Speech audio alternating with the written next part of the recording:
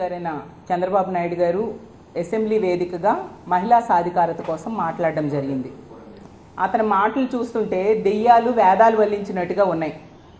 చంద్రబాబు నాయుడు గారు ఈ కూటమి ప్రభుత్వం ఏం చేసింది? ఎన్నికల టైంలో ఎన్నో హామీలు ఇచ్చి అధికారంలోకి వచ్చాక ఏ ఒక్కటి నెరవేర్చకుండా ఏరు దాటాక తెప్ప తగిలేసినట్టుగా వీళ్ళు పరిపాలన సాగిస్తున్న విషయం ఈ రాష్ట్ర ప్రజలందరికీ కూడా అర్థమైంది. తీసుకుంటే మహిళలకి ఎన్నికల టైంలో ఎన్ని హామీలు ఇచ్చారు. గతంలో జగనన్న మహిళలకి ఎంతో మేలు చేస్తే అంతకంటే ఎక్కువ మేలు చేస్తానని నమ్మబలికి ఈరోజు అధికారంలోకి వచ్చాక మహిళల్ని నెట్ట నిలువుగా మోసం చేయడం జరిగింది. ముఖ్యంగా తల్లికి వందనం తీసుకుంటే దీనికి బడ్జెట్లో 13,000 కోట్లు కేటాయించాల్సి ఉండగా కేవలం 8,200 కోట్లు కేటాయించారు 2025-26 సంవత్సరంకి. కానీ ఇప్పుడు రన్నింగ్లో ఉన్న సంవత్సరంకి రూపాయి కూడా నిధులు ఇవ్వని పరిస్థితి మనం చూసాం. ఒక్క స్టూడెంట్కి కూడా ఒక్క రూపాయి కూడా తల్లికి వందనం కింద ఇవ్వలేదు.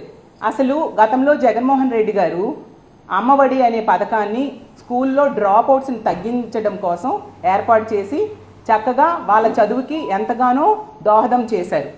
దాన్ని చూసి కాపీ కొట్టి ఈరోజు ఒక ఆన్గోయింగ్ స్కీమ్ని పని చేయకుండా చేసి ఈ విద్యా సంవత్సరం వాళ్ళు ఎగ్జామ్స్ టైంలో హాల్ టికెట్స్ ఇవ్వకుండా స్కూల్ యాజమాన్యాలు ఇబ్బంది పెట్టే పరిస్థితి ఉన్నా, వాళ్ళు అప్పులు చేసి తల్లిదండ్రులు కట్టే పరిస్థితి ఉన్నా కూడా ప్రభుత్వంలో ఎటువంటి చల్లం లేకుండా ఎంతో నిర్లక్ష్యంగా వ్యవహరిస్తూ ఉన్న పరిస్థితి చూసాం.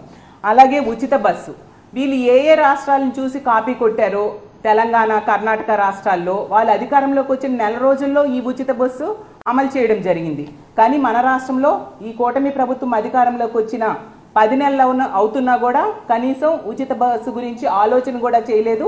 ఈ బడ్జెట్లో కూడా దానికోసం పెట్టలేదు. అంటే వాళ్ళు ఆ ఉచిత బస్సు అనేది తుస్సుమనిపించారు అనే విషయం క్లియర్గా అర్థమవుతూ ఉంది. అలాగే ఆడబిడ్డ నిధి ఎంత దారుణంగా 18 సంవత్సరాలు దాటి 60 సంవత్సరాల లోపు ఉన్న మహిళలకి మోసం చేశారంటే ప్రతి నెల 1,500 రూపాయలు ఇస్తానని చెప్పి నమ్మబలికి ఓట్లు వేయించుకొని ఈరోజు ఆడబిడ్డ నిధి కోసం ఒక్క రూపాయి కూడా కేటాయించకుండా ఎంత దారుణంగా మోసం చేశారో మనం అందరము చూసాం. అలాగే దీపం పథకంకి కావాల్సింది 4,000 కోట్లు అయితే వీళ్ళు ఇచ్చింది కేవలం 2,439 కోట్లు. అసలు మన రాష్ట్రంలో ఎల్పిజి గ్యాస్ సిలిండర్స్ హోల్డర్స్ 1,55,00,000 మంది ఉన్నారు. బీపీఎల్ లో ఉన్న వాళ్ళు 1,48,00,000 మంది ఉంటే వీళ్ళు ఈ సంవత్సరంలో కూడా కేవలం ఒక సిలిండర్ ఇచ్చారు. ఇవ్వడమే కాకుండా 90 లక్షల మందికి మాత్రమే పరిమితం చేశారు. ఎంత దారుణంగా మహిళలు మోసం చేశారు ఈ గ్యాస్ సిలిండర్స్ ద్వారా అనేది మనకు క్లియర్గా అర్థమవుతుంది. అంటే ఇచ్చిన పథకాలు ఏవి కూడా, హామీలు ఇచ్చిన పథకాలు ఏవి కూడా ఈరోజు అమలు చేయని పరిస్థితి. మరి 50 సంవత్సరాలకే బీసీ, ఎస్సీ, ఎస్టీ, మైనారిటీ మహిళలకి పెన్షన్ ఇస్తానని చెప్పారు కదా, ఏదా పెన్షను? ఆ మహిళలందరూ కూడా ఈరోజు ఎదురు చూస్తూ ఉన్నారు. తీవ్ర నిరాశకు గురి చేసింది చంద్రబాబు నాయుడు గారి మహిళా సాధికారత మీద ప్రసంగం. అంత దారుణంగా మోసం చేసి మహిళా సాధికారత గురించి ఏ హక్కుతో చంద్రబాబు నాయుడు గారు మాట్లాడుతున్నారో అర్థం కాని పరిస్థితి. అసలు తెలుగుదేశం పార్టీ అంట తెలుగింటి ఆడపడుచుల పార్టీ అంట. అసలు ఇది కాదు, తెలుగింటి ఆడపడుచుల పార్టీ కాదు, తెలుగింటి ఆడపడుచులు వంచిన పార్టీ అని నేను తెలియజేస్తూ ఉన్నాను. అలాగే చెప్తున్నారు చంద్రబాబు నాయుడు గారు 65,000 కోట్ల రూపాయలు రుణాలు ఇస్తారట మహిళలకి. మరి 65,000 కోట్ల రుణాలు మాట తర్వాత మీరు ఎన్నికల్లో హామీ ఇచ్చారు కదా 3 లక్షల నుంచి 10 లక్షలకి చేస్తాను 0 వడ్డీ రుణాలు అని చెప్పి, వాటి గురించి మాట్లాడండి చంద్రబాబు నాయుడు గారు అని నేను అడుగుతూ ఉన్నాను. అలాగే తీసుకుంటే 1,00,000 మంది మహిళలకి పారిశ్రామికవేత్తలుగా చేస్తారట. మరి ఈ రాష్ట్రంలో ఉన్న మిగతా 2,49,00,000 ఆడబిడ్డల పరిస్థితి ఏంటి చంద్రబాబు నాయుడు గారు అని నేను అడుగుతూ ఉన్నాను. నెట్ట నిలువుగా మహిళల్ని మోసం చేశారు. గతంలో జగనన్న మహిళల కోసం ఎంతో చక్కగా ఆదరణ, ఆ రోజు మనం చూస్తే చేయూత పథకం ద్వారా జగన్మోహన్ రెడ్డి గారు ప్రతి మహిళకి కూడా 18,750 రూపాయలు ఇచ్చి వాళ్ళకి ఆర్థికంగా తోడ్పాటును అందించి వాళ్ళని ఒక మహిళా పారిశ్రామికవేత్తలుగా చేసిన పరిస్థితి మనందరము చూసాం. అలాగే గతంలో 2014 నుంచి 19 మధ్య చంద్రబాబు నాయుడు గారు ముఖ్యమంత్రిగా ఉన్న కాలంలో అప్పుడు ఎన్నికల్లో ఇచ్చిన డ్వాక్రా రుణమాఫీ హామీని ఎగనామం పెట్టిన సంగతి మనందరము చూసాం.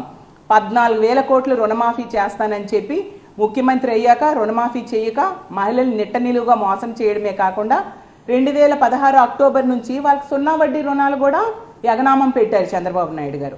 ఆ రోజు మహిళలు మోసం చేశారు. ఇప్పుడు మళ్ళీ నేను మారిపోయాను అని చెప్పి మళ్ళీ అధికారంలోకి వచ్చి ఇప్పుడు మళ్ళీ మహిళల్ని నెట్ట నిలువుగా మోసం చేసిన పరిస్థితి క్లియర్గా అర్థమవుతుంది. మీరు అసెంబ్లీలో మహిళా సాధికారత కోసం మాట్లాడుతున్నారు, అలాగే శక్తి యాప్ అని మీరు చెప్పడం జరిగింది.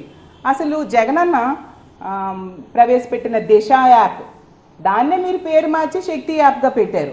ఆ రోజు ఈ దిశ యాప్ కోసం అనిత గారు ఎంత వెటకారంగా గతంలో మాట్లాడారు. ఇప్పుడేమంటారు అనితమ్మ? మీరు కూడా అదే దిశ యాప్నే పేరు మార్చి పెట్టారు కదా. అలాగే జగనన్న దిశ పోలీస్ స్టేషన్స్ పెడితే దానికి కూడా పేరు మార్చేసి కొంచెం నిర్వీర్యం చేసిన పరిస్థితి మనం చూసాం. అంటే జగనన్న ఎంత మంచి వ్యవస్థలను తెచ్చారో అర్థం చేసుకోవచ్చు.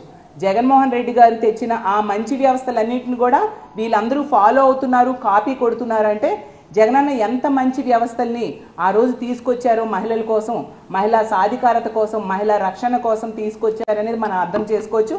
ఆ రోజు జగన్మోహన్ రెడ్డి గారు తీసుకుంటే గతంలో చంద్రబాబు నాయుడు గారు మహిళలకి డ్వాక్రా రుణమాఫీ చేయకుండా ఎగ్గొడితే ఆసరా ద్వారా 4 విడతలుగా 2019 ఏప్రిల్ వరకు ఉన్న అప్పునంతటినీ కూడా వాళ్ళ అకౌంట్స్లో వేచి వాళ్ళకి సహాయం చేయడం జరిగింది. అలాగే చేయూత ద్వారా ఆదుకున్నారు. 32 లక్షల ఇళ్ల పట్టాలు ఇచ్చారు, 22 లక్షల ఇల్లు కట్టించారు. ఏ పథకం ప్రవేశపెట్టినా మహిళలే లబ్ధిదారులుగా ఉండేట్టుగా ఆ రోజు జగనన్న ఏర్పాటు చేయడం జరిగింది. మహిళలు తమ కాళ్ళ మీద తాము నిలబడడానికి ఎంతగానో కృషి చేయడం జరిగింది. ఆస్తి హక్కు తెలుగుదేశం పార్టీయే కల్పించింది మహిళల కోసం అని చెప్తున్నారు. కానీ తీసుకుంటే జగన్మోహన్ రెడ్డి గారు ప్రతి మహిళకి ఆస్తి, ఈ 32 లక్షల ఇళ్ల పట్టాలైనా 22 లక్షల ఇళ్ళైనా మహిళల పేరుగా ఉండేట్టుగా తన రక్త సంబంధం కూడా ఇవ్వని ఆస్తిని జగనన్న ఒక సొంత అన్నలా ఇవ్వడం జరిగింది. అంత గొప్ప పరిపాలన జగన్మోహన్ రెడ్డి గారు చేశారు. అలాంటి జగన్మోహన్ రెడ్డి గారిని మీరు అసెంబ్లీ వేదికగా విమర్శించడం నిజంగా మహిళలందరూ నవ్వుకుంటూ ఉన్నారు. ఎందుకంటే మహిళా సాధికారతకు మహిళా పక్షపాత ముఖ్యమంత్రిగా పేరు తెచ్చుకుని మహిళా సాధికారతకు కృషి చేశారు. మహిళల్ని రాజకీయంగా, ఆర్థికంగా, సామాజికంగా ఉన్నత స్థానంలో కూర్చోబెట్టడానికి ఆ రోజు 5 సంవత్సరాలు కూడా జగన్మోహన్ రెడ్డి గారు ఎంతగానో కృషి చేయడమే కాకుండా ఏకంగా అసెంబ్లీలో చట్టం తెచ్చారు. నామినేటెడ్ పోస్టుల్లో, నామినేటెడ్ వర్క్స్లో 50% రిజర్వేషన్స్ కల్పించేట్టుగా. అలాగే అన్ని కార్పొరేషన్స్, అలాగే జిల్లా పరిషత్లు, అలాగే మేయర్స్ అన్నింట్లో కూడా 50% పైగా మహిళలే ఉండేట్టుగా, మహిళలే పదవుల్లో కూర్చునేట్టుగా ఆ రోజు జగన్మోహన్ రెడ్డి గారు చేయడం జరిగింది. అన్ని రకాలుగా మహిళా సాధికారత కోసం పెద్దపీట వేసిన ముఖ్యమంత్రి ఈ రాష్ట్ర చరిత్రలో కానీ దేశ చరిత్రలో కానీ ఎవరైనా ఉన్నారంటే అది ఒక్క జగనన్న అని సగర్వంగా తెలియజేస్తూ ఉన్నాను. అలాగే అసెంబ్లీ లాంటి వేదిక మీద అక్కడ ఏం చేయాలి? మీరు ప్రజలకు ఇచ్చిన హామీలు, సూపర్ 6లు, సూపర్ 7లు బోల్డ్ ఇచ్చారు కదా, అవి ఎన్ని అమలు చేశారు, ఇంకా ఎన్ని చేస్తారు, ఎప్పుడు చేస్తారు, ఇలాంటివి చెప్పాల్సింది పోయి మీరు వ్యక్తిగత విషయాలు, డైవర్షన్ పాలిటిక్స్, క్యారెక్టర్ అసోసినేషన్ గురించి ఒక గౌరవమైన ముఖ్యమంత్రి స్థాయిలో ఉండ చంద్రబాబు నాయుడు గారు మాట్లాడడం నిజంగా చాలా దురదృష్టకరం. ఇలాంటి ప్రజా సమస్యల గురించి అసెంబ్లీలో మాట్లాడడం అనేసి, తల్లికి చెల్లికి ఆస్తిలో వాటాలు ఇవ్వలేదనేసి, సంబంధం లేని ప్రజలకి అవసరం లేని విషయాలు చంద్రబాబు నాయుడు గారు మాట్లాడడం, కుటుంబ విషయాలు మాట్లాడడం నిజంగా చాలా బాధాకరం. దీన్ని నేను తీవ్రంగా ఖండిస్తూ ఉన్నాను. గౌరవ ముఖ్యమంత్రి గారైన చంద్రబాబు నాయుడు గారికి నేను ఒకటే అడుగుతున్నాను, మరి మీరు మీ ఆస్తిలో మీ చెల్లెలకి ఎంత ఇచ్చారు, మీ తమ్ముళ్ళకి ఎంత ఇచ్చారు, అలాగే మీరు అధికారికంగా వేల కోట్ల రూపాయల ఆస్తులు చూపించారే, అందులో ఎన్ని కోట్లు మీ చెల్లెళ్ళకి తమ్ముడికి ఇచ్చారు? చివరకు మీ తల్లి పేరు మీద ఉన్న ఆస్తి కూడా లోకేష్ గారి పేరుని మీరు రాయించారు. వీటన్నిటి గురించి సమాధానం చెప్పాలి కదా ముందు, జగనన్న కోసం మాట్లాడే ముందు. ఎందుకు వ్యక్తిగత విషయాలు మాట్లాడుతూ అసెంబ్లీ లాంటి ప్రజా సమస్యలు చర్చించాల్సిన వేదిక మీద వ్యక్తిగత విషయాలు మీరు మాట్లాడుతూ ప్రజలు ఇచ్చిన విలువైన సమయాన్ని దుర్వినియోగం చేస్తున్నారు చంద్రబాబు నాయుడు గారు అని నేను అడుగుతూ ఉన్నాను. కాబట్టి ఎప్పటికైనా ఇలాంటి డైవర్షన్ పాలిటిక్స్ మానుకోవాల్సిందిగా చంద్రబాబు నాయుడు గారికి తెలియజేస్తూ ఉన్నాను. మీరు ఇచ్చిన ఇన్ని హామీలు ఏ ఒక్కటి నెరవేర్చలేదు. మొదటి బడ్జెట్లో ఏది నెరవేర్చలేదు, అలాగే రెండో బడ్జెట్లో తీసుకున్నా కూడా ప్రజలని, ముఖ్యంగా మహిళల్ని నిట్ట నిలువుగా మోసం చేశారు.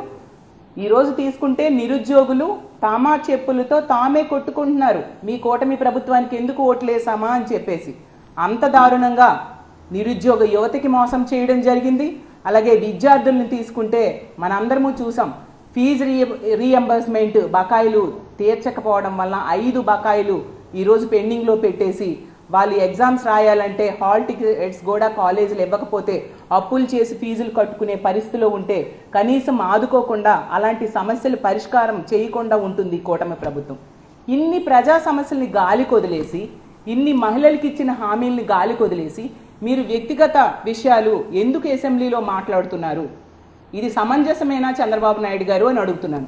ఎప్పటికైనా మీకు తెలియజేసేది ఏంటంటే, ఇటువంటి మాటలు మాట్లాడడం మానేసి ప్రజల సమస్యల మీద దృష్టి పెట్టండి. ఎన్నికల టైంలో మీరు ఎన్నో హామీలు ఇస్తారని, హామీలు అమలు చేస్తారని నమ్మి ఈ రాష్ట్ర ప్రజలు మీకు ఓట్లేశారు. ఆ హామీలు అమలు మీద దృష్టి పెట్టి ప్రజలకి మంచి చేయడానికి ప్రయత్నించండి. గతంలో జగనన్న ఒక సుపరిపాలన లాంటి పాలన ఈ రాష్ట్రానికి అందించారు. 5 సంవత్సరాల్లో అన్ని రకాలుగా ఈ రాష్ట్ర ప్రజలను, రైతుల్ని, మహిళల్ని, నిరుద్యోగుల్ని, అన్ని వర్గాల ప్రజల్ని ఆదుకుంటూ ఎంతో చక్కటి పరిపాలన అందించారు. ఈరోజు అన్ని రకాలుగా రైతులనైతేనే, మహిళలనైతేనే, విద్యార్థుల్ని, నిరుద్యోగుల్ని, అన్ని వర్గాల వాళ్ళని, ఉద్యోగులతో సహా ఈరోజు నెట్ట నిలువుగా మీరు మోసం చేశారు. కాబట్టి ఎప్పటికైనా దయుంచి 10 నెలలయ్యింది, మీరు ఇచ్చిన హామీలన్నీ అమలు చేయడం మీద దృష్టి పెట్టండి. ఈ రాష్ట్రంలో ఉన్న నిరుద్యోగ యువతకి ఉద్యోగాలు ఇవ్వండి. అన్ని రకాలుగా ప్రజల్ని ఆదుకోవడం మీద దృష్టి పెట్టండి. డైవర్షన్ పాలిటిక్స్ ఎప్పటికైనా మానుకోవాల్సిందిగా కోరుకుంటూ సెలవు తీసుకుంటున్నాను.